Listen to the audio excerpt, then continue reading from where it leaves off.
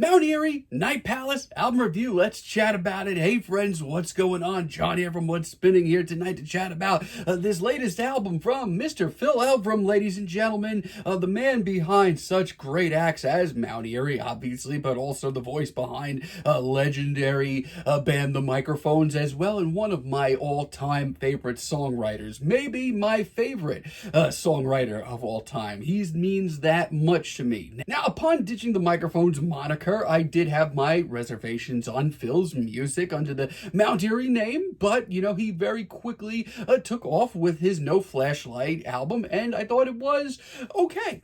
I thought it was just kind of decent at the end of the day. It had great highs, but it also had some moments where it looked like Phil was kind of losing his footing and trying to find his way. And I did have some worries at first, but shortly after he dropped the unbelievable Lost Wisdom project. And it's only 24 minutes long, but almost every one of my favorite Phil Elverum tracks lands on this mini album. Now, shortly after, he released the Dawn project, which it's kind of, it is what it is. I mean, there are some really great reworkings of Phil's microphone stuff and some covers of his early Mount Eerie stuff here, and most of it's pretty cool. But for me, in my money, I was kind of ready to see what Phil was going to do next and going forward. And shortly after, he put himself in a very experimental phase of his career. I mean, between Wind's Poem and Clear Moon and Ocean Roar, Phil toyed with everything from experimental rock to black metal to ambient and drone. And I don't know, for me, this has always been a very exciting time in Phil's discography, just because he just seems so fearless at this time.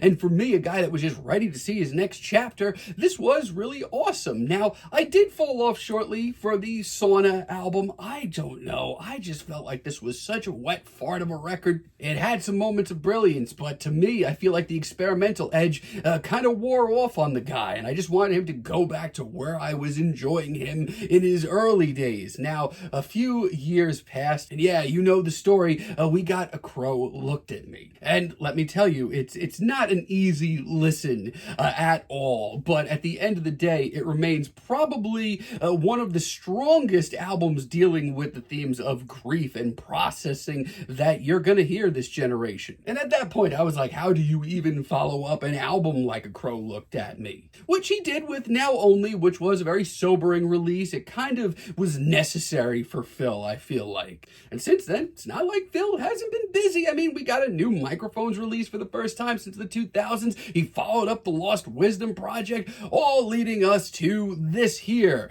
this absolutely massive record. And I'm sorry that this review is late, but truthfully, it took me a few days to really process this thing, and wow. This album kicks off with Night Palace, this album's title track, and it is a pretty devastating one. It's quiet, it's meditative, shows Phil droning it out a little bit too. The synths are harsh, Phil's vocals are warm, but I think the big story is very clearly he's back in his experimental phase. But I'm not just talking about, the Clear Moon and Ocean Roar days. I'm talking about his Microphones days. For the most part, this album is a great exercise, mostly because not only does it get under your skin, but it reminds you of home. It sounds really familiar, but also really alien. But it does bring peace by the end of the track. And let me tell you, I'm kind of blown away with most of this record. Huge Fire, for me, this track is just magic, baby.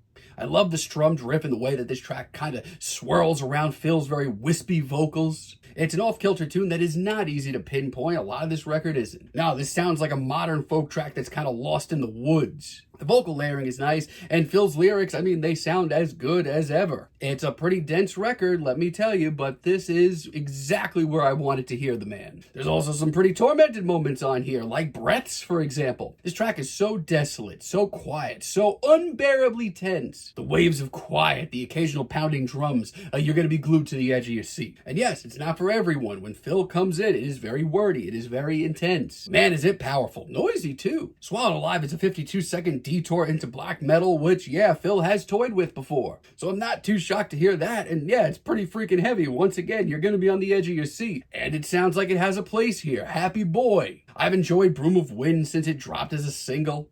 It's Phil at his most charming and quaint and sweet. The breezy riff is super pleasant, and Phil is probably sounding the closest to hopeful as you're going to hear him on this record. And I love the woodwinds and the brass in the background. This track is great. Don't get it twisted. This album is a lot, and it's not going to be for everyone. It's 26 tracks long and almost an hour and a half. But then I hear tracks like I Walk, and I absolutely get lost in just the mystique and the pensiveness of this track. Warm synths and the breezy riff are absolutely perfect for this time of year. And let me tell you, it's also a little progressive. It's 5 minutes long, and Phil lets this thing cook. His vocals too are just very therapeutic. So far, while this album is a lot to take in, personally, I'm very, very pleased with the results. Soft air for an interlude, this track did the trick. Lyrically, I feel like I'm genuinely falling in love with Phil's music for the first time. The sweet vocals, the visual lyrics, the gritty feedback, it's all gravy, baby. Empty paper towel roll, I just love the introspective edge that this gives the record. And for me, I like to hear Phil keeping us on his toes. This track is a little noisier and grittier. It definitely wakes you up even if you weren't falling asleep. As a matter of fact, this album is structured in a way that it just kind of keeps my brain ticking the whole time it's running. Easily one of my favorite cuts here. Really love Wind and Fog too. It starts out as one of the more quiet and pensive tunes here, just Phil and his guitar. Just don't be too shocked when some black metal guitars come crashing in and noise things up a bit. It's cacophonous, it's wild, and it's right at home. I Heard Whales, I think, is also tremendous cut. Not only that, but it's one of the most microphone sounding cuts here. There's a chilling calmness to this track that I just can't say no to. Phil also sounds like he's at his most prophetic here. The ambient sounds of pouring rain, the silence that follows it. Don't ever get comfortable with one of the sounds of this record. This hits my soul. Count me as very impressed. Now, there's a lot of material here, and I'm not going to say we didn't need all of it, but some of Phil's later ideas don't pan out that well. Like My Canopy, I just feel like this track is really underwritten. It's one of the shorter tunes here, but listening to it, I just get the feeling it's unfinished. It's actually really sweet and tender, and I do love the lyrics. I just wish it packed a little bit more weight to it. Wind and Fog Part 2 is not nearly as enjoyable for me, especially after how good the first part was. But it's also one of the more phoned-in cuts that I've heard on this record. It's very average, and for somebody like Phil who's been doing this for so long, I just expect better. Like, the drones are very cool, and Phil's stoic performance is really engaging. But it just doesn't seem to really stand out. Blurred World really isn't that exciting either, sadly. Like, this just kind of sounds like a decent cut from one of the last few Mount Eerie records. It's light on the ears, but it really doesn't add too much. It also just doesn't sound finished once again. That leads me to Myths Come True, which I think is the worst track here, sadly. This is an odd one. I mean, this is a really odd one. Like I said, Phil's back at his experimental phase very clearly from listening to this record. And then I hear this, and man, is it sloppy. This one barely even has an instrumental. It's very sound collage-y, which I've heard Phil work with before. He's done it pretty interestingly, but then I hear this and it just seems thrown together. Phil has some good ideas very deep down, but it's just not this. But even Phil's spoken word performance on this cut is just, it's not for me, man.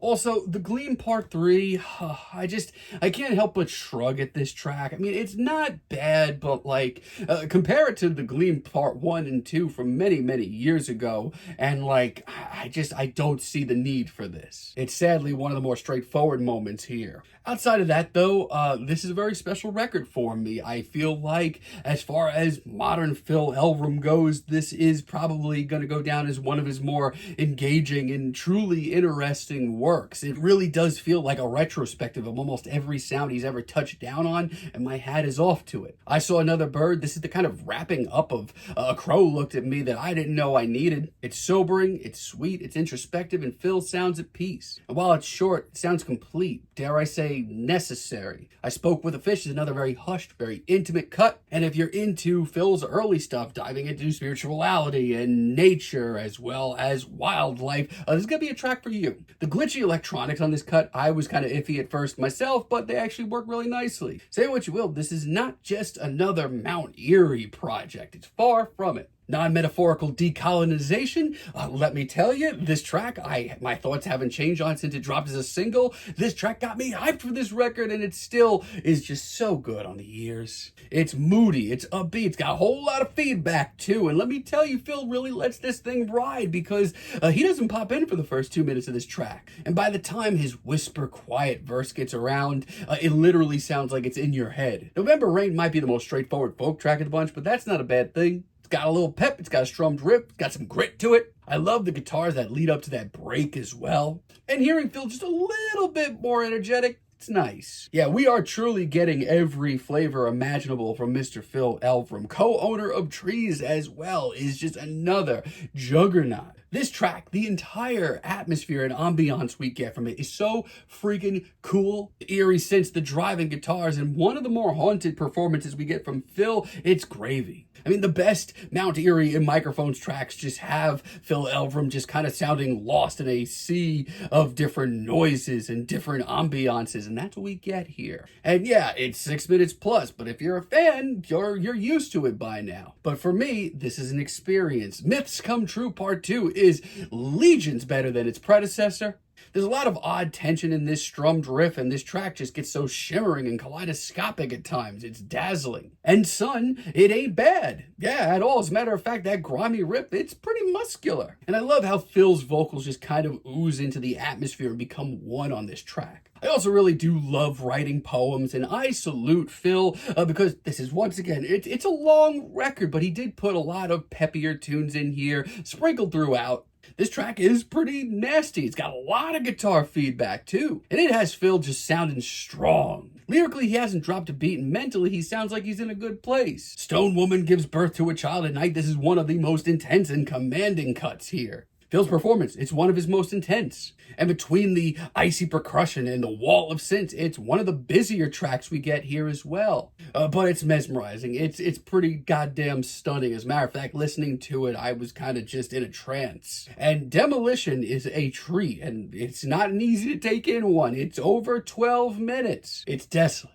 It's cold, it's dark, it's stark, and it's probably the most autobiographical thing that Phil Elverum has ever put out. I mean, he's always been a kind of enigmatic individual, but this is pretty revealing stuff. And yeah, it's dense and dark as shit, and there's no hope in sight, but man, is it done well. And I Need New Eyes as a finale, wrapping up this massive album, is the very warm, meditative finale that I personally needed. The synths are back, and they're bulky and scuzzy, and there's a whole lot of feedback to go around as well. But it's also very therapeutic, and seemingly for Phil as well, as he wraps up his thoughts on this record without dropping the ball. So yeah, this record is not going to be for everyone. We get a lot of material here, and most of it is very dense, very wordy, and not always approachable. It's going to take you a few listens to truly get through every kind of creak and crevice of this record. It is demanding, but let me tell you, it goes places, and whether that be into Phil Elverum's psyche or touching down on just about every sound that he's ever touched down on in his very long career at this point.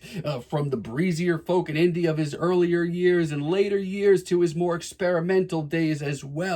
It's also probably his most microphone sounding record. Is it going to be for everyone? No, but for me, a guy who has followed Phil for so long, this album, it seems so necessary, even though I never thought we would get anything like this. I'm feeling a very strong 8 on this record, but let me know what you all think down below. If you like the video, be sure to give us a like, give us a subscribe, and let me know down below what you would like for me to chat about in the future. And until next time, have a great day, friends.